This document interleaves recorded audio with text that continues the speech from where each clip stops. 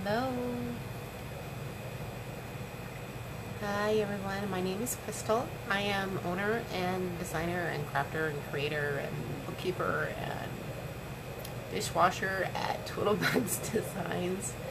I live in Las Vegas, Nevada, and I was asked to share with you some of the stuff that is my style.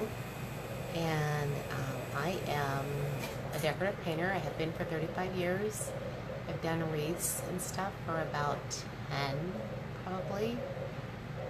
And I just wanted to, Tamara asked me to share some of my lettering with you. And let me show you. We're gonna show, I know this is backwards, but we're gonna show you guys how to do this. We're gonna turn it around here in just a minute.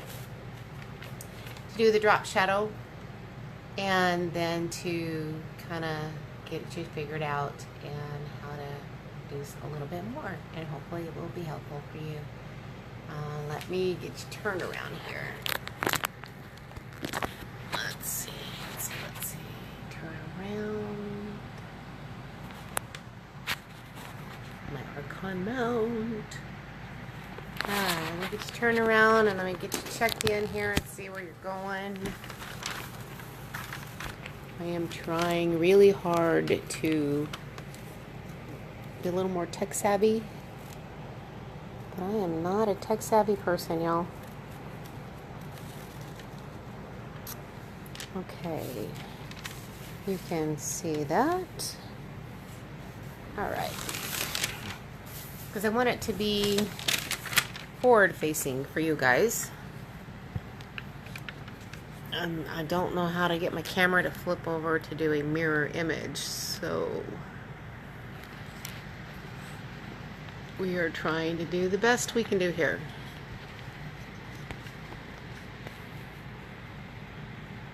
There we go. I think that'll work. Papers and make noise and drive me crazy. I like to use DecoArt Americana paints. They are my favorite. And I do my lettering with a flat brush. And I've got a few different sizes and stuff here. The sizes vary. They're not, even though they're listed as the same number, they're not the same from brand to brand. This one is from Low Cornell. It's a 4 flat. This is a Da Vinci. It is a 4 flat as well, and you can see the size difference. So we are just going to go ahead and get started. I like to use my brushes damp. Brush has to pull moisture out of something. If it doesn't have moisture in the brush, it's going to pull it out of your paints. So I am trying to avoid that. So I'm just going to make some letters. So you can see here. Dun, dun, dun.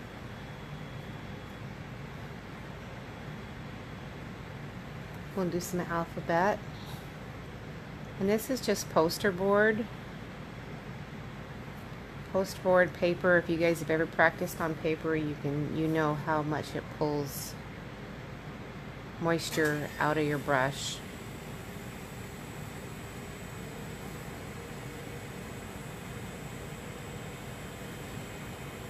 And it'll do that. You won't get very far with your paints. I feel like I'm singing the alphabet with my grandson. He is 3 years old and he is such a joy.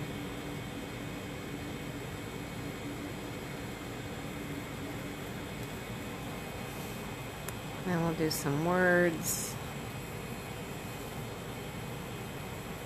for you guys. Slow it down.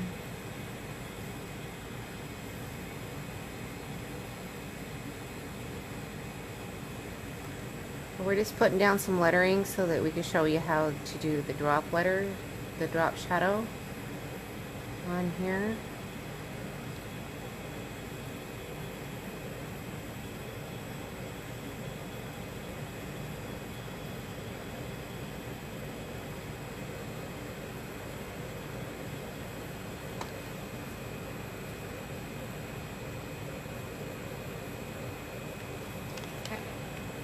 And like I said, that's going to dry like super quick on the paper. Let me show you on the practice sheet that I did up for you guys. I did it in some bright colors. Normally I wouldn't do them that bright, but you can see like on the H, I stick to the left and underneath. But for me, I always come a little around the top, just a little bit. It just seems to kind of enclose it up for me, and I like the way it looks. So here, I came down, around, I came up in, around, and under, and then I came inside the loop. Just a little bit on top, down the left, underneath, and then inside the loop. So when you look at these, I did like a couple of different, like you can see the A's are a little different. This one's got a longer leg, this one's just got the no, it doesn't curve up around. So that you can see the difference. This E came over into that one on purpose. This one I looped it around so that you could see a different variety of what's going on.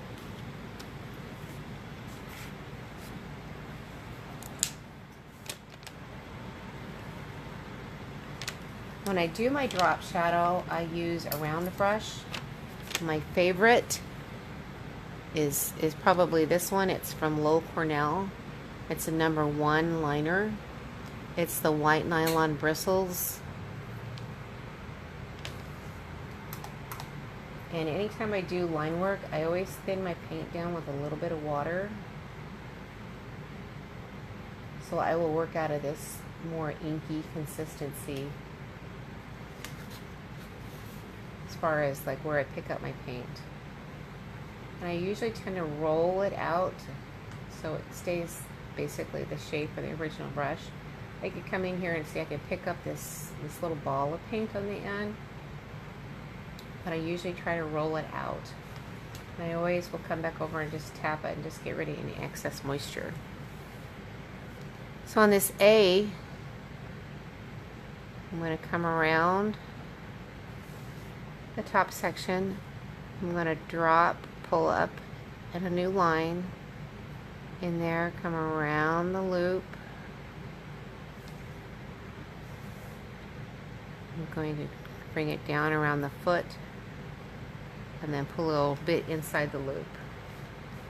So I'm staying to the left. I like to come underneath. And in my words, they would be probably a little closer together. Sometimes I will almost attach these bottom pieces, and you can see that I've done that like right in here. Like I've attached here to here, attach the L's, attach the W's, attach the L's, attach the bottom of the H's, and we've connected almost one letter to the next. If you've put your words down and they've gotten, like your letters have gotten too far apart, you can kind of bring them together a little more. Like when you look at this C and this D, they're a little far apart. Like if you were to do words, they're a little farther apart than you'd like them to be. And I can bring them closer together by just kind of stretching that out a little bit and bringing it back down. So it connects just a little closer to the letter right in front of it.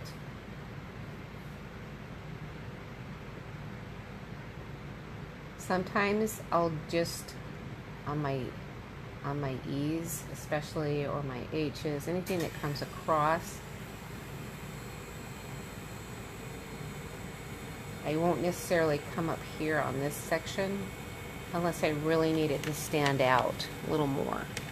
Like on this one, where I purposely brought the E, the line crossbar for the E, it didn't show up really well, so I went up, over, and around the whole thing to bring it down. So it sits in front of the W, but I brought it around the whole thing so you could see it better. These, I think, are some of the hardest ones as far as trying to figure out where to put your letter, your drop shadow. Always like inside the loop, under the crossbar. But you can see, like on the top pieces, I come over just a little bit. I just kind of, almost like it's hugging the whole thing. So sometimes I'll add one right there at the top of that little F, that little end piece. I tend to put a little more pressure at the bottom of my brush, the bottom of the letter. So these often will be like a little whiter. Again, just a little bit around the top, kind of hug it, come around that whole loop, bring it down, bring that curve, catch that top piece on that just a little bit, bring it around and wrap it around the bottom. So these two overlap, but that's okay. And then I've got a little bit on the inside. My H, same thing. If it's easier for you, you can do all your horizontal or all your vertical ones at the same time. So like this, all the vertical ones, and see how these touch and connect. That's okay. And this is going to be under, under, under.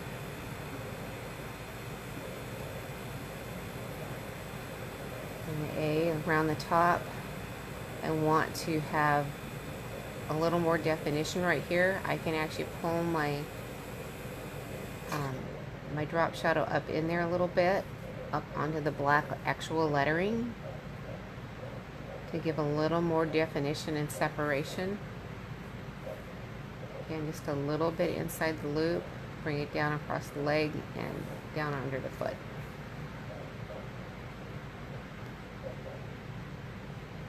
To the left, and you can see I get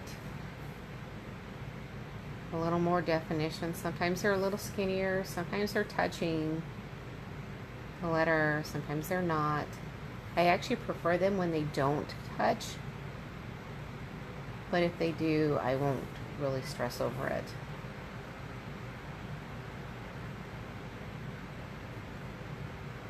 Those weren't touching right there. I want those to be one continuous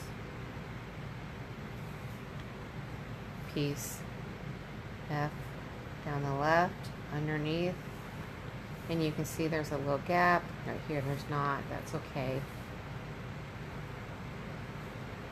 And underneath, I'm going to bring it up just a little bit. This A, I didn't do the little curve at the top on purpose. I wanted you to see the difference.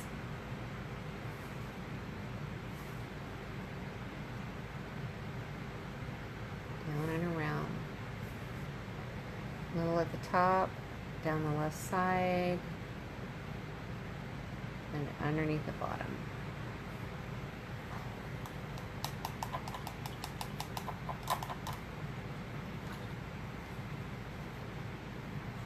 So that's my drop shadow for my letters. I freehand most of my letters. I practiced when I was a kid a lot. Spacing, you can totally just pencil it in, use some chalk, whatever you need to do. You can also like type something out on like Word or Publisher, and then change it to the font you want, and then print it out and then trace it on as well.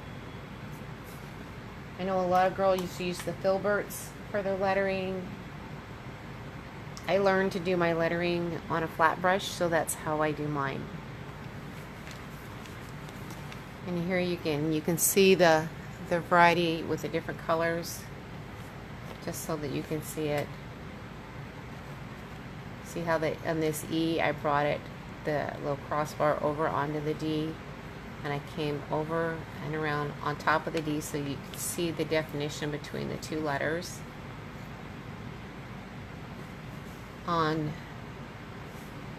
Over here on this section, the J comes down And when I wrote Happy Fall, the L came up into it. And you can see when I did my yellow, I wanted the L to be in front of the J, so I skipped over the L with the yellow drop shadow. And then when I came in and did the red, I put it over top of the J so that fall is in front of the J and the K. And again, this is like I wanted a little more definition. I pulled that red line up into the little curve there, up onto the black a little more so that you could see it. And this one, this P overlapped this one a little bit, so the drop shadow came on top of it.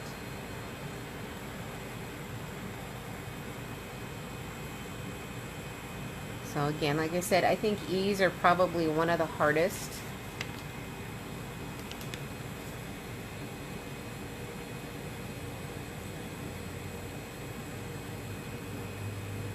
And these are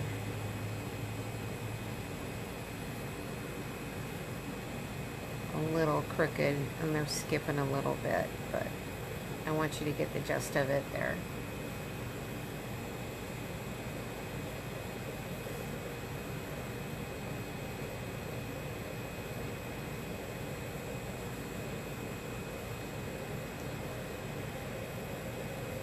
M's are kind of fun to do.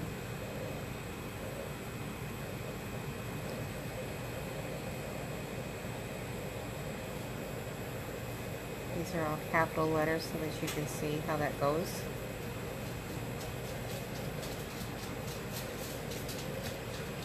And I'll show you the drop shadow on that.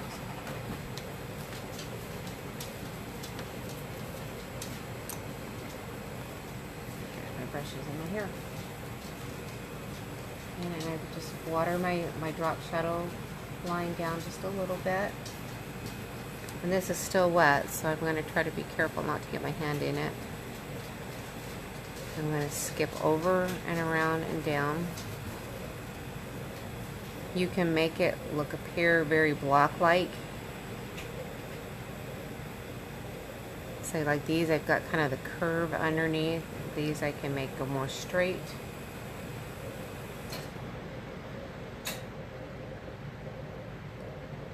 A little skinny right there.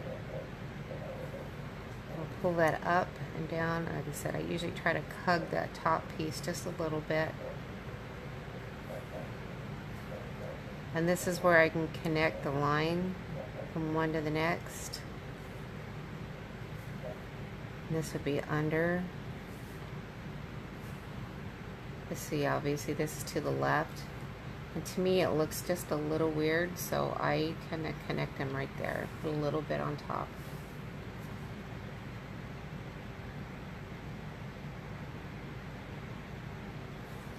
I'm trying not to rest my hand on the page, so it's a little tough to get a super straight line. Again, I hug just a little bit on top, come down and over. And so these would just be underneath. And I hug the top just a little bit to the left and under. This is under and to the left. And this comes under and to the left. Now, and then there's a little bit right here. And I'm going to do that little top hug there just a little bit. To me, this gap here kind of drives me crazy, so I will often just connect those. To me, it looks more complete. Come around. I never try to come in just like half and half. Always come across that middle point just a little bit.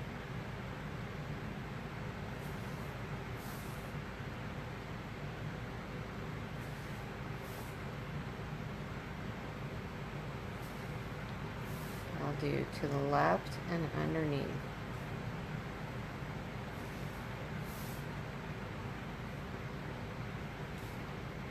Here. So that's my basic style of writing.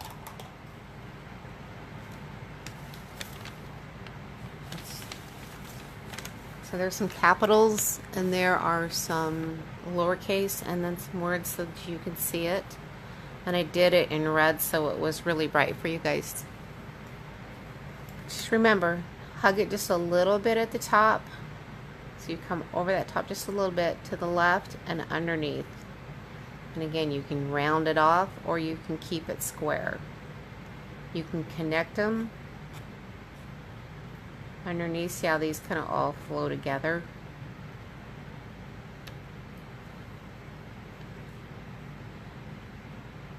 Okay, so I hope that is helpful for you.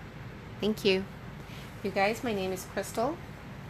I am with Twiddlebugz Designz and I live in Las Vegas, and it's been a pleasure to have you join me today, and I hope this is helpful for you. Thank you so much.